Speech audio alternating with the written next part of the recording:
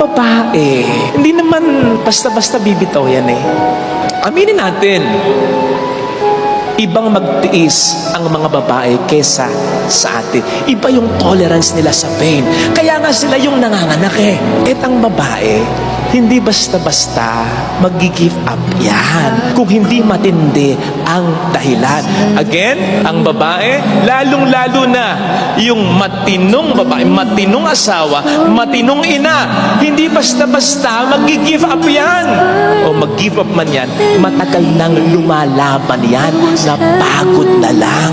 Kaya nga may kasabihan tayo, kapag ang babae ang umayaw, ayaw na talaga.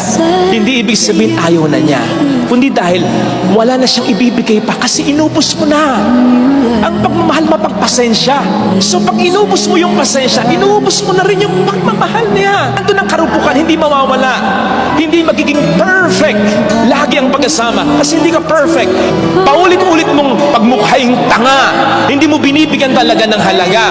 Ikaw na nga ang nagkamali. Ang aamo sa'yo, siya pa.